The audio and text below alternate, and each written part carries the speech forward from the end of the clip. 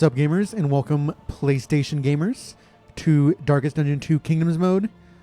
Today we're going to be doing a little playthrough for beginners for Kingdoms. There's a lot to learn. If you haven't played Kingdoms before, it's quite different from the original Confessions mode. Also, if you haven't played Confessions mode, if you're a first-timer Darkest Dungeon 2 altogether, I suggest you go to Confessions, because there's a lot to learn. You have to know all the enemies. You have to know, you really should know all the layers. You need to know what sort of items are in which regions. There's just a lot to learn. So, Kingdoms is going to have 3 different modules. This is the first one, the only one that's released, is the Beast Clan. So these are the enemies that are dispersed throughout the kingdom who you fight. They're like the main enemy, and there's a final boss. There are 3 different maps currently. I suggest starting on Last Stand. This map is very hard and requires a much different playstyle, in my opinion. And then this map is just kind of boring, unless you're doing a super challenge. Alright, let's talk a little bit about difficulty. If it's your first kingdom, I don't care how experienced you are in Darkest Dungeon 2, there's a quest line you have to learn, and it's very difficult to win if you don't understand the quest line and if you don't understand sieges. So I would suggest everyone start on normal difficulty, but not actual normal. I suggest copying these settings into custom. I believe they're actually, yep, this is the standard, normal. Keep all these settings the same. Go to mystery starting skills. This gives you a semi-randomized skill set, a random curated skill set. It's just more fun.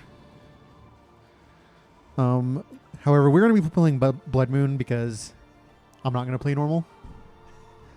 Honestly, I shouldn't be playing bloodmoon either. Like, this is way too easy. I would say, if I'm playing normal bloodmoon, I would have 100% win rate, or at least approaching 99.5. Otherwise, don't mess with these settings until you've played a little bit and you understand what's going on. So we will have random settings. I already know what heroes I'm going to take in my starting party. You will get 12 heroes. You get to select your starting crew. And this is very important because, honestly, most of the time you'll be spending the time with this starting crew. And your other heroes will be filling in when needed, handling sieges, such forth. And you don't get to select those heroes. In Darkest Dungeon 2 Kingdoms, it's very important to, even more so than Confessions, you need a healer, which you don't always need in Confessions. You need a stress healer, which you don't always need in Confessions. You don't necessarily always need it, but you're going to struggle a lot without. It's just a very long campaign. A lot of things can happen. I will say my 2 S-tier heroes are Barristan. Bloodthirsty is actually not what I had in mind, but okay. This is one of his random starting skill sets. You see Crush Defender. I believe these are always given to him. And then he will either have Hold the Line or Rampart in every kit. And these last 2 are random. Command, Retribution, not my favorite. Obviously, we'd want Bolster, but pretty decent kit. Defender and Guard is actually more important than Taunt in this mode. You'll see a little bit later. It's specifically with how the enemy plays, the Beast Clan enemies play. So Defender is actually one of the best skills in the game in Kingdoms. It's very good in Confessions as well. So that's our that's our stress healer, even though he doesn't have a stress heal yet. You also have a couple of other stress heals. Jester is a very good stress healer because he will always have Inspiring Tune unlocked at base. But he's not quite as tanky as I would like, and has no self-heal, which is one of my issues with him. Alright, Paracelsus will always have Battlefield Med and a Noxious Blast. This one also happens to have Blinding Gas, Plague Grenade, which has been nerfed in Kingdom. Well, with the Kingdoms update, it's nerfed in every iteration of Darkest Dungeon 2. It now has a cooldown, unless you're Surgeon or Physician. Emboldening Vapors, misses the mark. Not great, but Plague Doctor is key. Runaway is my other S tier hero, although this is a very, very bad kit. No Smokescreen, no Cauterize. The dot damage is important. Smokescreen is insane. Run and Hide is insane. Cauterize is insane. Lightning Reflexes is really good. Hypochondriac's horrible, but I think Lightning Reflexes still makes this a selection. Nothing remains. We're going to play A-Bomb, the newest DLC hero, who, if you didn't play Darkest Dungeon 1, has a transform mechanic. Will transform into a beast and nuke. Your basic Wander Abomination will transform to take advantage of Vulnerable and do some big nukes. Also pretty good at dealing with Riposte, which one of the Beast Clan does. Otherwise, he doesn't stun at base. Icar, so he does Blight. This is a 0 damage Blight against any rank. Manacles is a pull. It also removes crit. And when upgraded, it removes strength as well. Quite useful. Basically, he's a disruption bot, pulling and pushing and such forth. This vagrant is more dangerous than he seems. I'll say I normally don't put him in my starting party. I would normally, if I was picking a top team, I would go with probably Hellion. Especially Vicious Hellion. Just because Abomination is good once he has the mastery he needs. I will say, with Hypochondriac and without Smokescreen, there's a good argument to taking Bounty Hunter, who is back again. Now as a full heal, as a full hero, not as a higher. Because he has Mark for Death, which does vulnerable when upgraded. The rest of these skills aren't that exciting. He still stuns, but can't be used on round 1 is how they get around that. Long cooldown. Bodyguard is very good. I would consider taking him. I think I'm going to stick with this squad.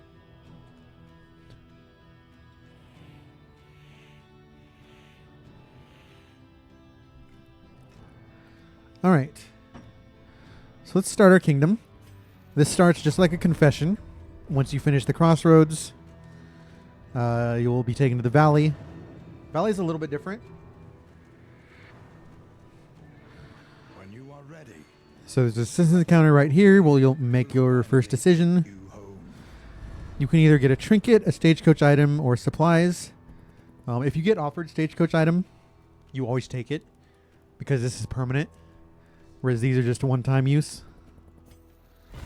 And the trinket is usually not good. Now sometimes you get this. This has no value right now, but it could have value later. Next we will have a road fight. Then we'll have a cache. And then we will have our first siege. It's sort of a tutorial siege where you'll see 3 of the 4 Beast Clan enemies. Remains discarded in the midday sun. Alright, so this fight's actually random. You either get 2 tribe walkers, you can get 2 huntsmen, or you can get a mix. These enemies are very annoying because they riposte.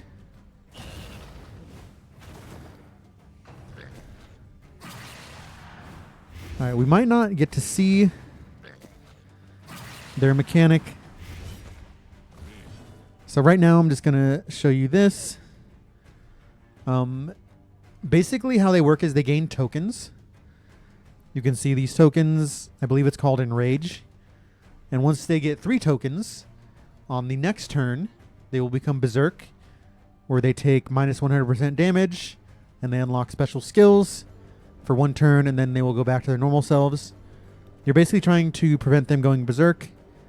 Tribe Walkers are one of the most annoying, because they go Berserk when they move, which they will do if they are in ranks 3 or 4. or on death of either the tribe walker or a tribe. Alright, we tried Icker. So you're taking 3 damage. I think we're going to do this. We're just trying to kill one. These guys are blight resistant, so your blight heroes are much weaker here. In fact, we are planning to run Surgeon eventually. Leave the blight behind. Okay, we just need to hit the 70% chance. Malaise. Very good RNG. You see the token. They gain extra damage when enraged. Okay. We have no choice but to go into this. I think I'll actually embolden here. We're not really doing that much damage here. With Noxious Blast, it's only a 50-50 to land. Whereas I can nuke this. Now, one thing to notice, when they riposte, they will move back. Only if they hit the riposte. So if you have dodge or if they have blind, you're a little bit safe. But you'll notice there, they now have 2 enraged tokens. Oh, by the way, this animation, we're going to puke again.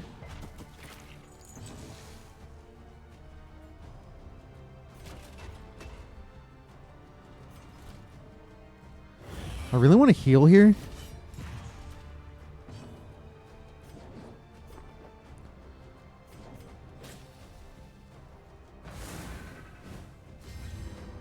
So we're doing a stalling in order to heal.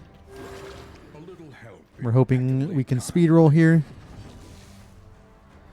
Or we can do this. Okay, we failed 3 attempts. We're just going to stall here. You are most likely to kill in 1 hit. You're actually guaranteed. Good fight.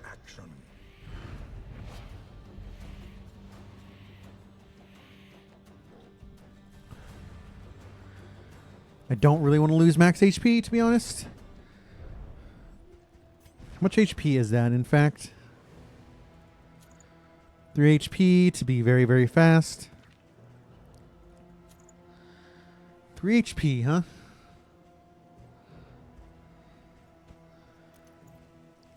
Paracelsus has pretty small HP. Either go here or here. Let's make Bonnie very fast.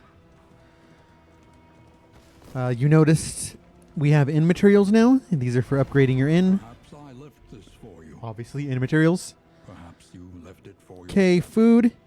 You'll notice food still lasts for 1 region. Not here at all. This means food is very precious. Unlike in Confessions, where it's just you always get food. Most weeks or most days, most turns you will not eat food. I would say on average, most turns. Or you'll eat partial food. You'll obviously see a little bit why later. All right, we're going into a siege. We are not full health. But we don't have stress, so that's good. Okay, so when you see a sieged inn, you will immediately transfer to the battle. No rest, no break, no nothing. These leering aggressors will find neither spoils. All right, so we have 2 more new enemies. Of course, the Tribe Walker is here. We have the Huntsman. For those of you who played Darkest Dungeon 1, the Huntsman is most likened to the Grouper. If he's in the front 2 ranks, he will only attack the front 2 ranks. If he's in the back 2 ranks, he will only attack the back 2 ranks. This also goes for his super attacks, his berserk attacks, Brutal Edge and Brutal Reach, which just turn into AoEs.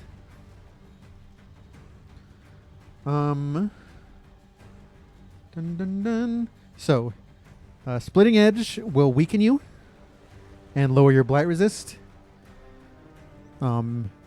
Stalker's Reach does more damage and will also remove 2 tokens. So these are actually one of the more dangerous ones. Despite, you know, the Tribe Walker doing the nonsense. And, of course, this is the buffer. In the back, they will either invoke Wrath, giving themselves a token, giving the target a token and a strength token. Otherwise, they'll do Blight. And for their supers, they'll do AoE Blight, or they'll AoE buff. If you manage to pull them up front, then they only can do this attack, which is weaker, but also debuffs and stresses. So they're pretty dangerous as well. They're also quite tanky. And they're moving right now. So my idea is to target here. The blight resist of the Huntsman is also lower. Oh, by the way, the Huntsman gain on death of a Tribe Walker or Huntsman, and also on crit.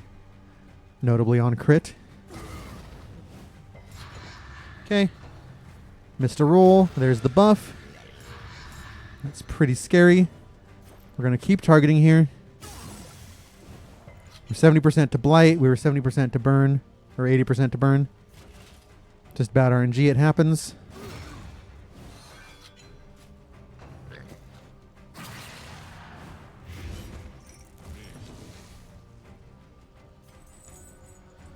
Alright, we cannot kill there. We can kill in 2 if we puke. When it connects. Oh, I forgot to... so here's our first Berserk. And there's our first crit.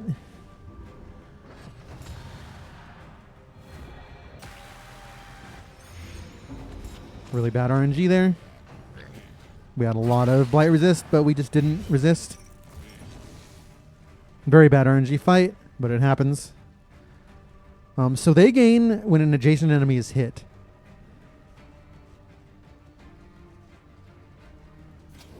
We just got unlucky that they double gained. Alright, so Violent Skies is 6x3 AoE. One of the most crazy skills in the game. The fiend's strength dwindles. Alright, now we're going to pull you. This is a pull 1. This moves you into a bad position, where you can only do meme attacks. I'm just going to go ahead and blight here with the combo. 7. Okay, you're dead in 2 attacks. Finish this quickly.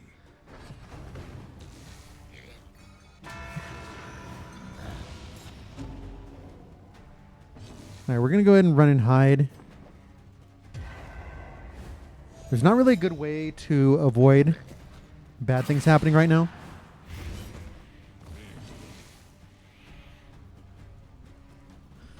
Alright, we might see our first transform here.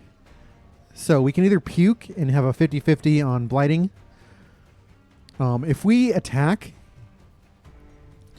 the riposte, they will move and then become Berserk. We can prevent this by transforming. This will cause stress to my allies.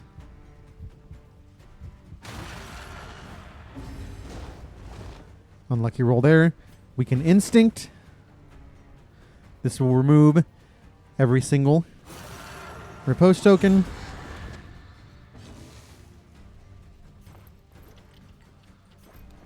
I'm going to go ahead and give you a strength token, and you will rage. You gain speed, so it is highly likely you go first.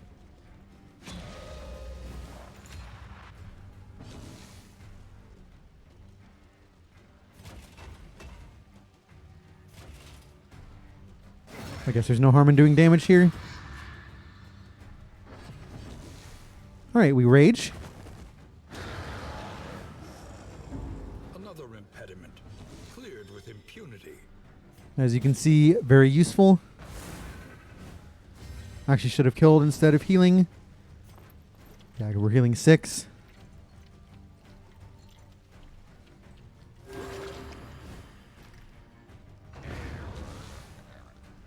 Alright, not the best fight, but we did display some of Abomination's abilities. You really wait and see a good opportunity. You transform. and then you go back to doing your abomination human thing. All right, so sieges have random rewards. Sometimes you get a mastery, sometimes you get inmats, sometimes you get relics, baubles. This is a very good weapon. We can just do damage with a combat weapon. We get 4 of them. Modest homespun Okay, here is the game. something to cling to. You have to do a quest, the Beastman Roman Challenge, to secure the safety of the kingdom. You must complete the quest and slay the leader of the horde before the day limit runs out. All quest steps are communicated on item descriptions. Read them carefully. Read them carefully. You can do this challenge blind just by actually reading. We must anticipate the herde's movement. An elevated vantage point would afford us a look at the beast's path. This means you must go to a watchtower. This is also another reason why you should play the confessions, just to get to know the game. So we're going to a watchtower. This is a stagecoach item. You must equip it. Underground travel network available at the shallow grave. We'll explain that a little bit later. The inns have unique names, but nothing about them is unique. It isn't like Vestal's Secret and Confessions. They all do the same thing. They all operate the same way. Picked up some quirks. Okay, we fear swine. Interesting. And slime. Alright, first thing is we're going to look at the map. Who remains come morning? Alright, interesting spawn. So we have a day system. Alright, we have a siege spawn. So in 5 days, this inn will be under siege. So we're going to... I suggest always heading to the sieges. You don't want them to catch up with you. Just be overwhelmed. Sometimes you can take a detour. Sometimes you can send other heroes there.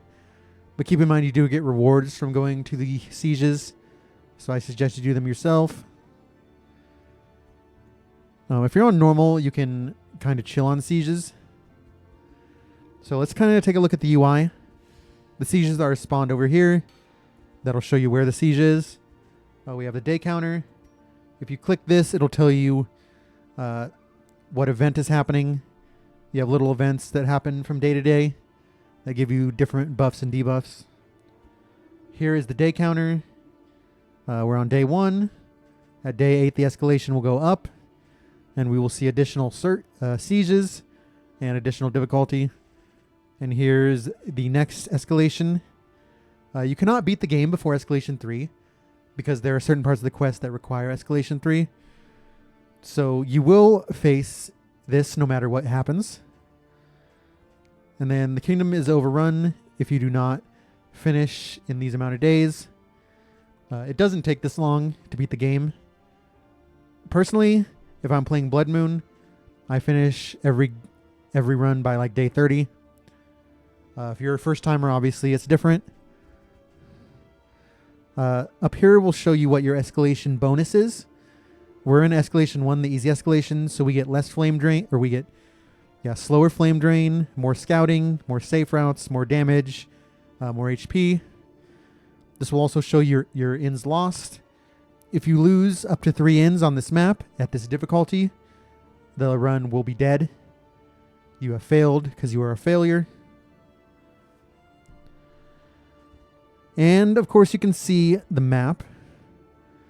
So let's take a look at this inn, which we are going to. You visit it to unlock the underground network.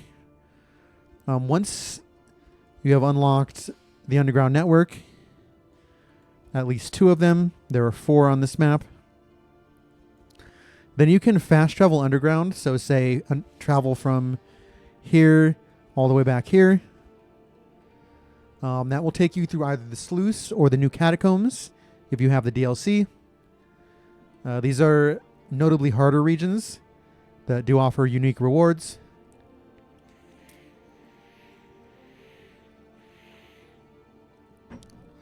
Otherwise, we have these regions that will be familiar to you if you're a Darkest Dungeon 2 player.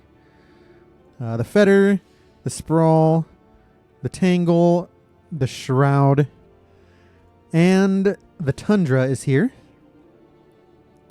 This is where the cultists lie. You will find the cultists here. So we have Bounty Hunter here. And of course you see your additional heroes up here.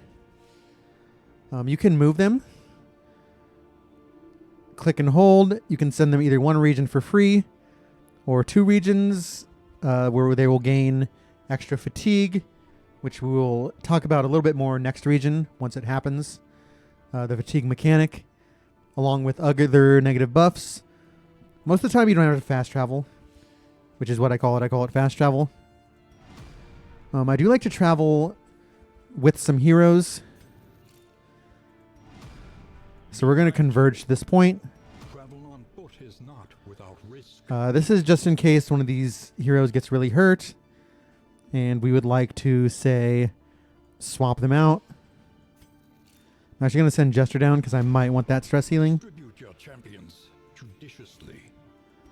Let's see, a couple more things to consider. We do not have any kill contracts, so I can't discuss that yet. I'm going to bring them all closer. And then I will form teams and then spread out, and they'll handle sieges. I'll assemble one team that handles sieges, and one team that just follows me, basically. So this is an inn treasure. If you go to this inn, you get the reward. Pretty basic. That's very nice. So each region is 1 day. So 1, 2... In 3 days, we will reach this inn, and we will get the treasure. Also notable, if you click on the inn, you will see what inn upgrades you have already. As you can see, we don't have any upgrades. Now, you do start with some upgrades randomly. It's just entirely random. You'll see we already have a physician upgrade here. So we are able to cure diseases here. That's just nice. I always check my other inns to see what happens. Okay, no upgrades there. This inn has level 1 militia, which we'll talk about a little bit. I guess we can talk about it right now. Militia can be they can be hired. Basically, you upgrade your inn, and these guys will appear at a siege. You can't take them with you at this level. Level 1s are kind of worthless. You don't really want them to defend a siege for you. Level 2s for 30 or 20 inn mats can actually defeat a good amount of Escalation 1 and Escalation 2 sieges. Sometimes you want like 1 ally. You can also move your ally to position them better. The Arbalisters are healers. The fighters are basically guarders. Now once you get here and are specialized with a veteran militia, these guys can handle any siege. Only once in, I don't know, maybe 200, 250 hours have I lost a siege with veterans. As long as you play smartly, you will not lose with them. So your goal is to at least get the outer, or most of your inns or outer inns, up to veterans, so you can focus on collecting loot, doing the quest, and not chasing down sieges. Okay, no upgrades there. No upgrades there. No upgrades there. The Wainwright is upgraded here, so we'll get cheaper prices. Also have a guide on in upgrades. It's pretty useful. Provisioner gives more items. So let's go ahead and look here. I actually do want partisans.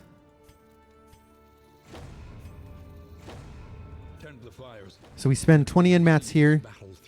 This makes this inn somewhat protected, especially since it's like out of the way. Even though it is a fast travel inn, I'm not guaranteed I want to fast travel here. I just want a little protection here so I don't have to come back. Spend what you can, So the provisioner, or wealth no longer has meaning, if indeed it ever did. the provisioner is pretty weak. early on you have to upgrade. Packets of salt are new. You can remove slime from the catacombs, which you guys will get to know. Pretty useful.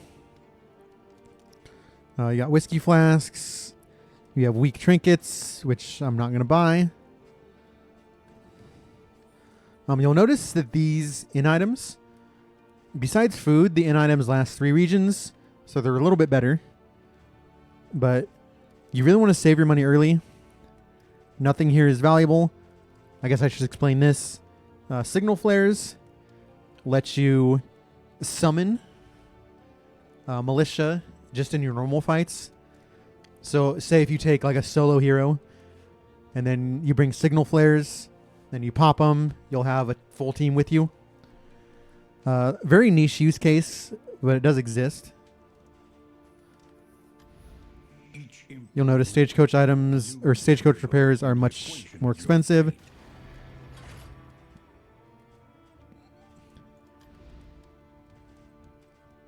Oh, you'll also notice a each screen has a capstone. It will give you a buff for adjacent regions, and it will give you some sort of other buff. This one gives your militia a combat item and a trinket. This is not really necessary because your veteran militias are really good. So I don't really use that one. Provisioner is how you get extra stuff. You can get extra items here, cheaper items, extra items. This is how you get extra whiskey. I've seen like 10 whiskey spawn on average. Just the flasks. This is how you get extra food. You notice you only had 2 food. This is how you get better foods. So steak and spuds, apples and cheese. This is how you get better whiskey, whiskey flask, whiskey barrel. Better items, cheaper items, better stagecoach items, and pets. You can find pets or you can buy pets.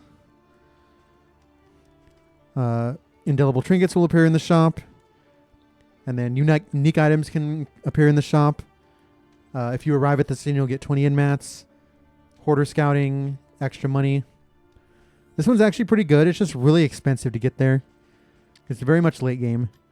The mastery trainer is very clutch. I'm going to go ahead and get unlocked skills. I really want bolster because our stress is very bad. And I really want stab because we're about to go to the fetter. And we are not good in the fetter if we don't have stab. So this is how you unlock skills.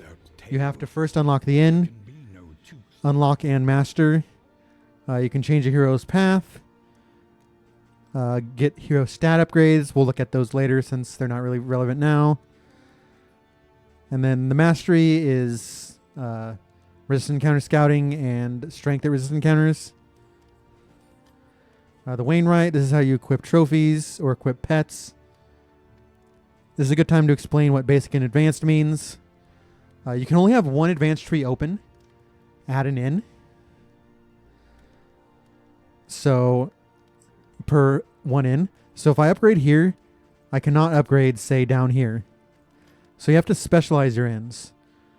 Pets in shop, cheaper stagecoach items, which also includes cheaper pets. I believe pets are 40 at base. I actually did this in a recent run. I had to cheapen my pet so I could purchase it. This one's actually pretty good. You get free relationship chance and free wheels and armor upgrade. And then adjacent regions, enemies will gain weak and vuln and less flame drain. And physician is very unique.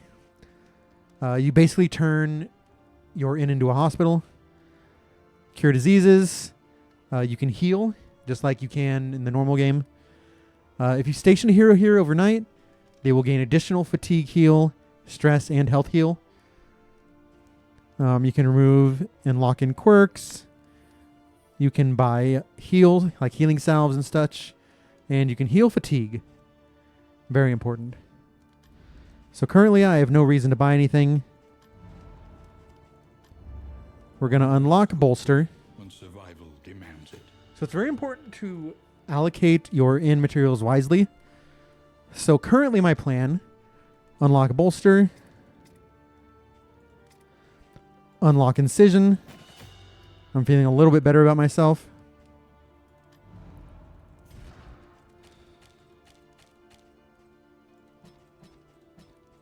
I actually do like emboldening here. Oh, I did not click that correctly. At the next inn we stop at, I plan to upgrade it to veteran or partisan militia, and then I will upgrade only. We will not unlock any skills, and we will upgrade some of the skills that we need. Right, bolster instead of command or retribution. I'm not sure I'm going to be using retribution. You only get 2 mastery at start, so you're kind of not that happy. All right, we'll go ahead and select a region. We're going to go to the fetter. We need to readjust that when we get there. We're going to a camp, which is not an inn. It's just a place you rest. You can still use items, but other than that, you can't really do much.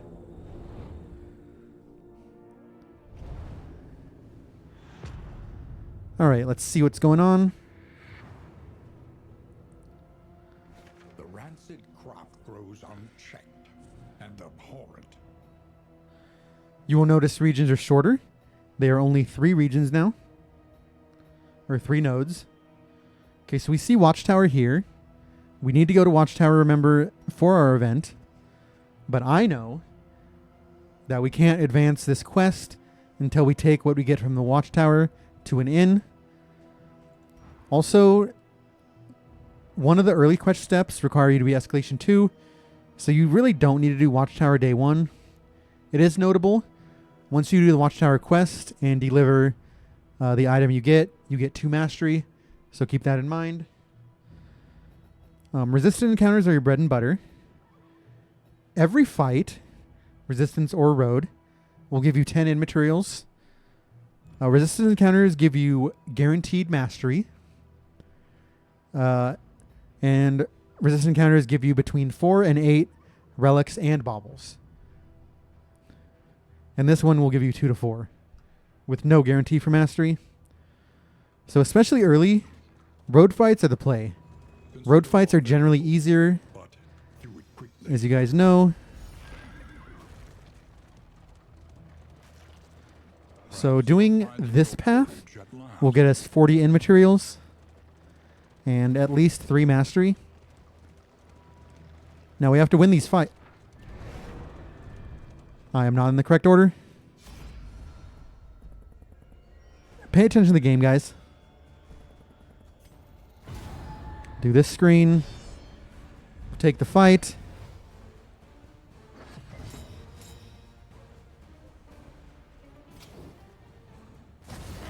The lady is definitely a top target here. So like I said, you need to know what you're doing,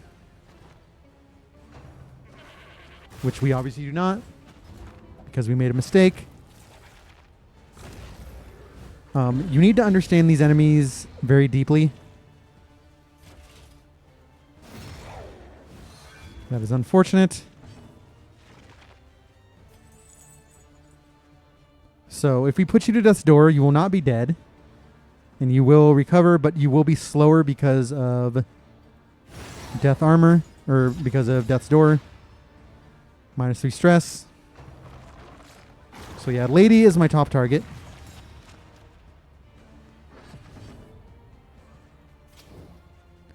Next, I'll kill the livestock just because it's easy. We're going to have to stab here, unfortunately. That's kind of a waste. The only problem with this is they can eat. I'm going to try to do 5 damage here. It's a 50-50. No. Well, that kills in 2 at least. So you're dead in 2 hits.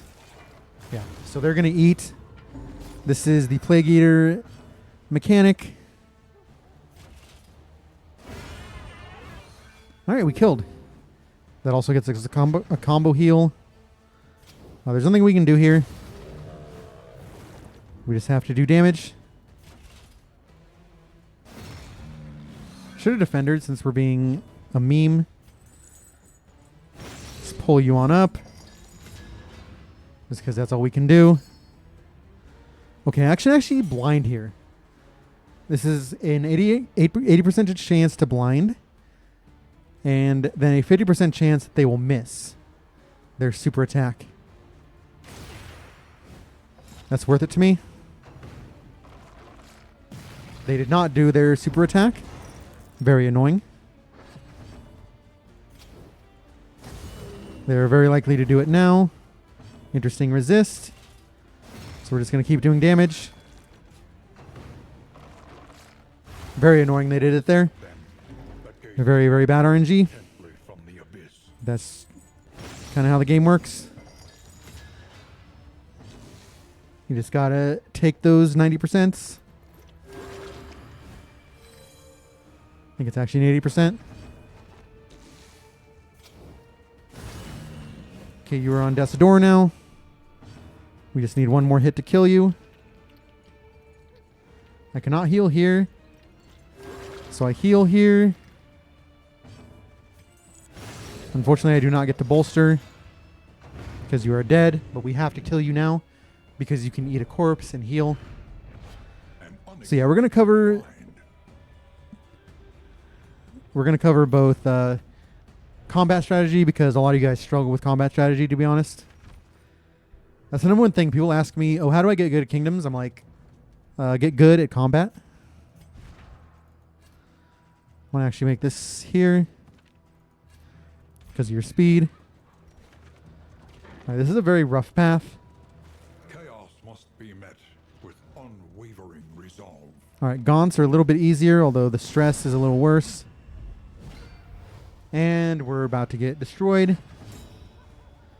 All right, so we need to kill Urchin before they destroy our soul.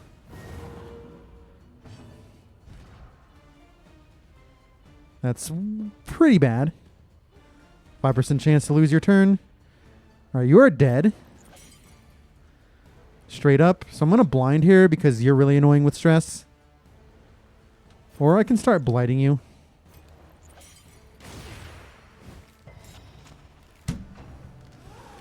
Yeah, sometimes you just get horrible RNG. And of course we cannot defend stuns.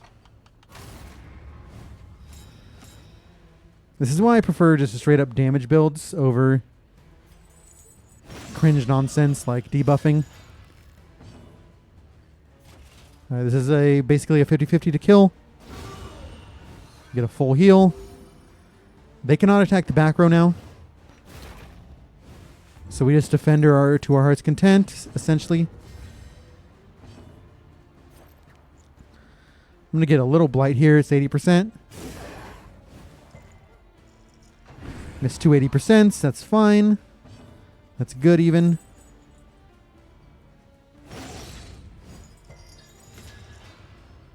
It doesn't matter that we missed that pole. It's just notable. I guess you have 40 resist. We're going to defend. This means they can basically never super nuke me.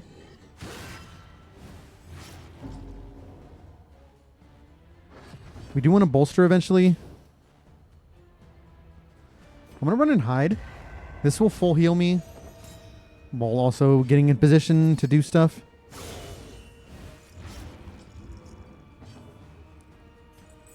All right, we could puke. Combo just does good more damage, in my opinion. All right, we bolster. Likely to get felled a tree right now. All right, we have to redefend.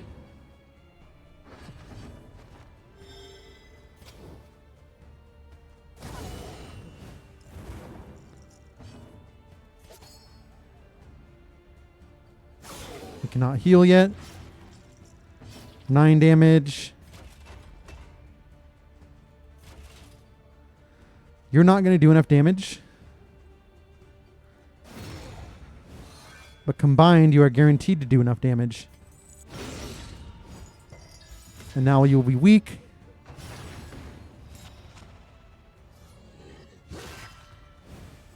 Little unfortunate.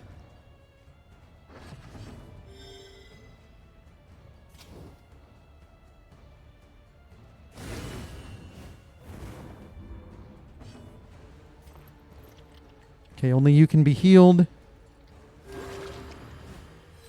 So we take the heal, we take the bolster. Need to get your stalls in while you can. Very important. Okay, relatively good health. Man at Arms isn't really high rolled. Off once more. Yeah, it's slow work, but you really need to start pummeling these in-mats early. All right, another hard pool fetter fight. I did not get a heal. That's interesting. We could run for free, but why would we run for free? Oh, I also need to talk about relationships. Relationships are out of 13 now. Lost the 5%er.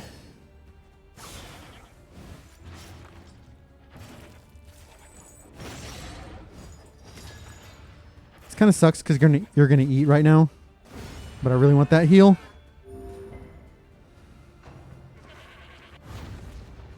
If you eat, you did worse than eat.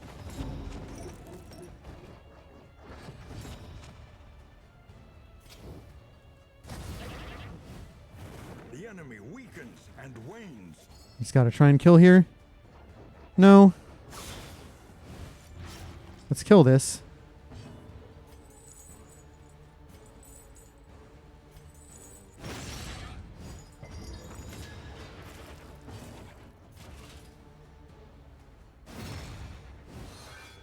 A little worried. Of course, we get worst RNG. Worst RNG again.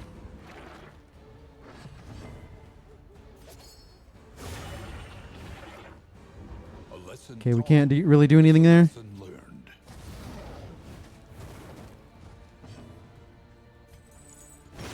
Pull you forward.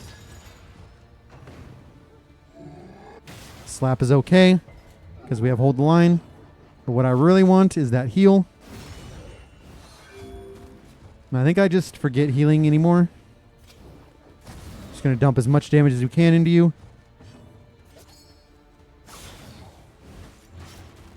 I have to crush here to kill.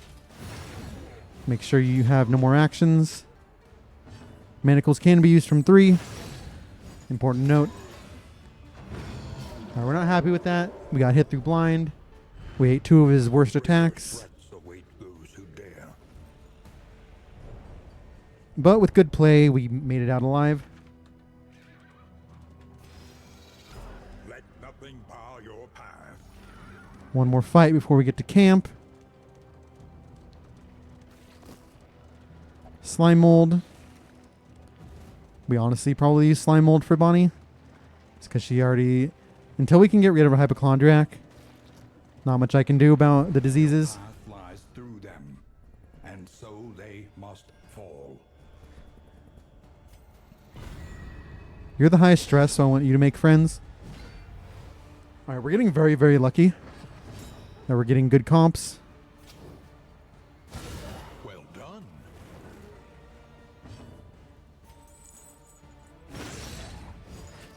Okay, we kill you. Malaise, measured and steady.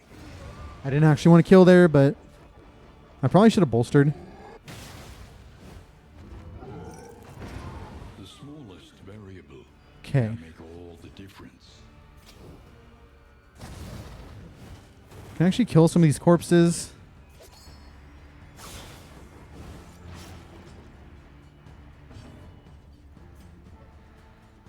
You only move one at a time? That's kind of weird. Okay, we hope he doesn't eat this corpse. He doesn't, but he does give me worst attack. Alright, well, we're pretty happy right now.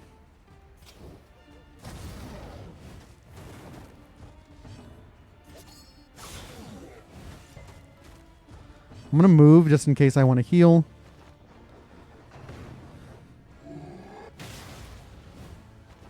Or we just get slapped to the back again. I have to start getting stressed down. Our HP's not that bad.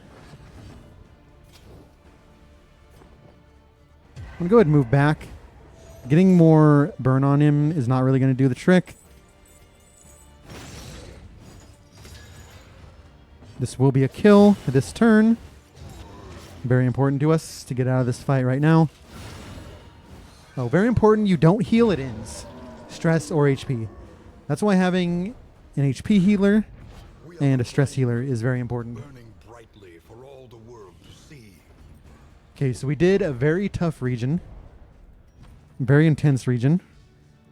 We got a decent amount of relics and baubles and in materials, and now we head forward to face the rest of the day.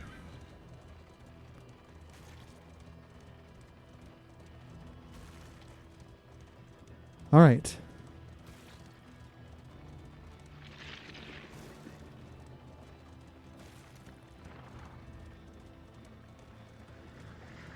Remember, at the camp, we can't really do anything. We will show you relationships and how they differ from confessions, and I will show you A trek into fatigue. the wild country. Very lucky fatigue. So you become fatigued after every region. Your full party has a chance of rolling anywhere between 5 and 20. You also become fatigued by hitting death's door. There's a chance. If you go to a camp, you can scavenge random items. Let us face the coming cruelties. Okay, here is a event. The tundra, which we are about to go through, will not have any road fights. That's actually not good. We're still going through that because we need to go straight through. Anticipate, adapt. All right, in the tundra, Position. I think it's important to keep the same team. Be mindful. Travel on foot. I'm going to leave Jester behind. I'm going to leave you behind. We might bring a cultist. I'm just going to keep you moving. So we're going to go to the tundra. Blind You can also click here, biting wings see what the event is. and lurking in the furrow. This event Oblivion. is extra in materials. Anytime you would have looted in materials, you will loot an additional 3. All right, let's look at relationships. You'll notice they go 8. Between 8 and 12 is neutral.